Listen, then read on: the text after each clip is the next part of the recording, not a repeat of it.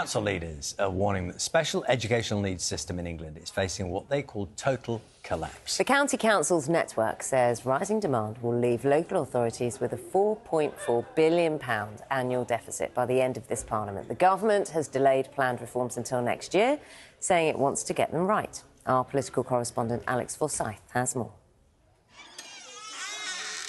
This cafe in Taunton was set up to offer support for parents whose children have special educational needs and disabilities. It's lovely here, isn't it? People like Amanda, who faced a long battle to get the right specialist support for her 12-year-old son Ezra, who has autism and ADHD.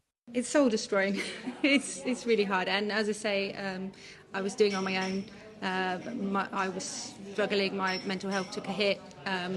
I couldn't sort of cope with all the paperwork and what have you, so I ended up getting a solicitor, which was about £200 an hour, and I'm still paying that back. So, you know, you feel upset, disappointed. I felt like a bad mum. Plenty of parents have found themselves in similar situations, battling a system that's buckling with soaring demand and strained budgets. The government has promised changes, but it's proving tricky. Ministers have backed the idea of more inclusive mainstream education.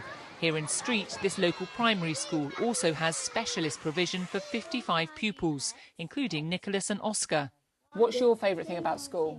Seeing my friends and my teachers and art. What's your favourite bit of your whole day?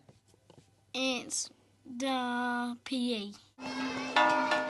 But there are questions over resources and funding and how support for children should be determined. Council leaders are calling for bold reform, saying the current system is unsustainable.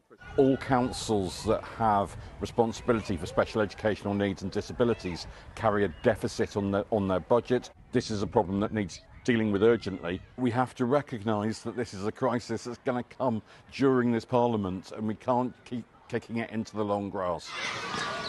Ministers know this system's under strain and they've promised reform, but that's now been delayed until next year. Some think it's sensible to take the time to get it right, but that won't be easy, not just because of the pressure on budgets, the anxiety of parents and some children, but also Labour MPs who are still bruised from the government's attempt to reform the welfare system.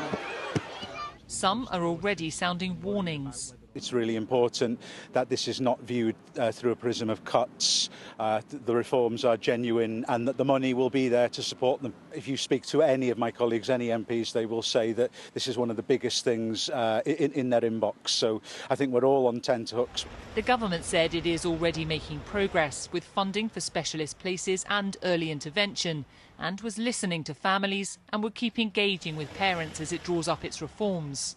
Here's your coffee. Back in Taunton, cafe owner Claire says many parents worry about the support on offer.